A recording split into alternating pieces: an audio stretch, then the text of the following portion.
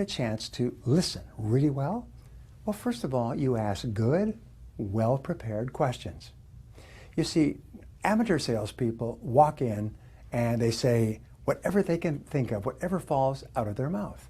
But professional salespeople structure their questions. They write them down. They study them almost like the line of a play on Broadway. And they're very careful, and their questions are provocative, they elicit good information, and they give them a chance to listen carefully to the answers. So once you've asked a question and the customer begins to speak, listen attentively to the answers. Lean forward. Don't interrupt. There is nothing more flattering to a customer than for you to lean forward and nod and listen, and make no attempt to interrupt. There's nothing more insulting to a customer than for you to keep jumping in and adding and tripping the customer when they're talking. The highest paid salespeople in the world are not great talkers, they're great listeners. So here's a rule: nobody ever listened themselves out of a sale, but people talk themselves out of sales all the time. So now once you've listened and the customer stops talking, pause 3 to 5 seconds before you reply. Give the customer a chance to think. Give the customer a chance to revise their thoughts. But by pausing, it gives you an opportunity to consider carefully what the customer said. It enables you to hear the customer better, and it enables you to avoid interrupting the customer if they're just organizing their thoughts and planning to continue. Remember, pausing and allowing silence in a sales conversation is a powerful form of building relationships. All people who get along really, really well have developed the ability to be with each other in the quiet. They don't have to talk all the time. They talk and listen and think, and they create silences. Now, the next part of listening is to question for clarification. Questioning for clarification requires that you ask the question, how do you mean? How do you mean exactly? If the person says this and that and something else, instead of jumping in with an answer, you just say, well, how do you mean? Each time you ask the question, how do you mean, the customer will expand on the question. Human beings are conditioned from infancy to answer when somebody asks them a question. And when a customer says, well, the price is too high, you say, how do you mean? Or I can get a better version from your competitor. How do you mean exactly? And the customer will give you more information that will help you to make the sale eventually.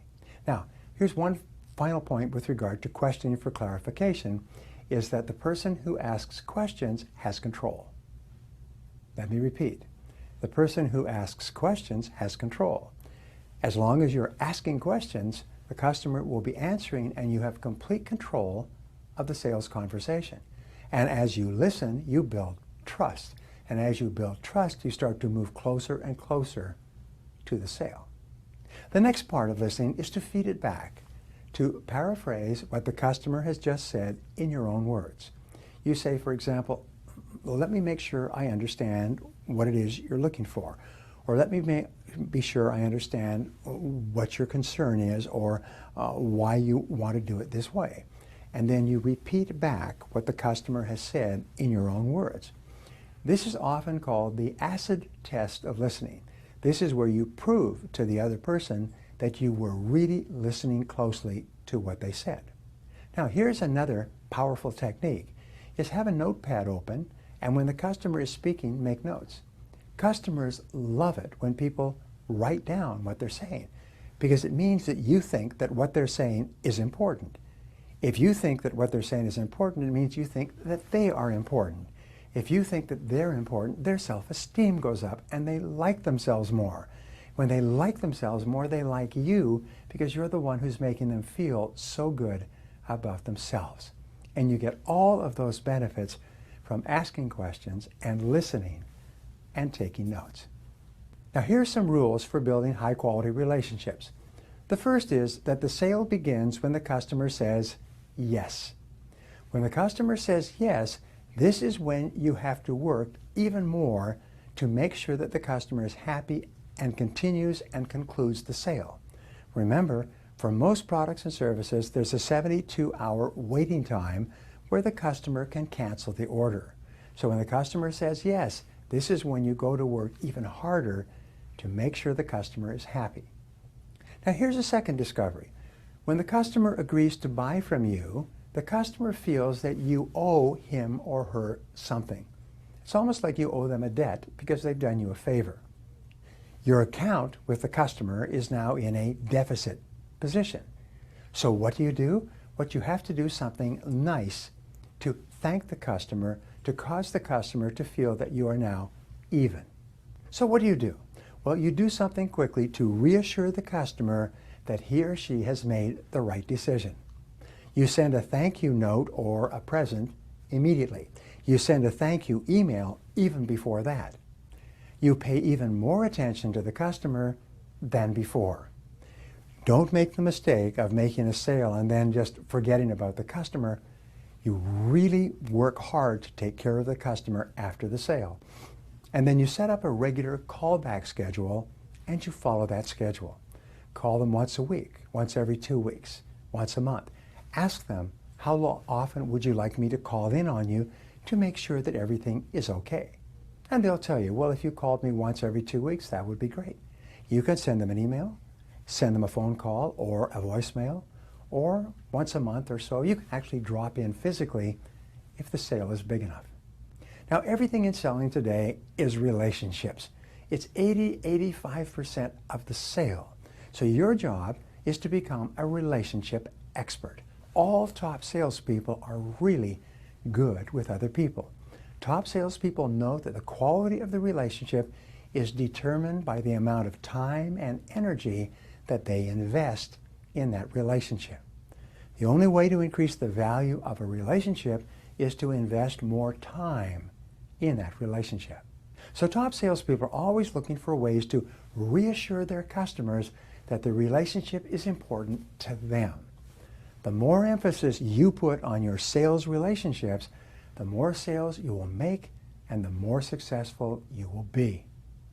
Now, here are some questions that you can ask and answer to apply these ideas to your sales activities. Question number 1. Give 3 ways to increase the friendship factor in each sales relationships. What are 3 things that you could do to become a better friend to each prospect or customer? Number 2, what are the 3 most important parts of your company's reputation in your marketplace? What are the 3 best things that your competitors and that your customers say about you when you're not there? Number 3, give 3 reasons why customers are reluctant to enter into sales relationships with new salespeople. Why do customers hold back? Obviously you know because you're a customer and you hold back for the same reasons. Question number 4, why is the relationship more important to the customer than the product or service in a competitive market? This is a great question. Number 5, what are the 3 most common reasons for lost sales? You must know the answer to this and then make sure that you're not guilty of the answer. Number 6, what are the 3 most common words or expressions that customers use to describe top salespeople? And number 7, what are the 3 most important benefits that a customer enjoys in a high-quality relationship with a salesperson? What's in it for the customer to form and maintain a high-quality relationship with you?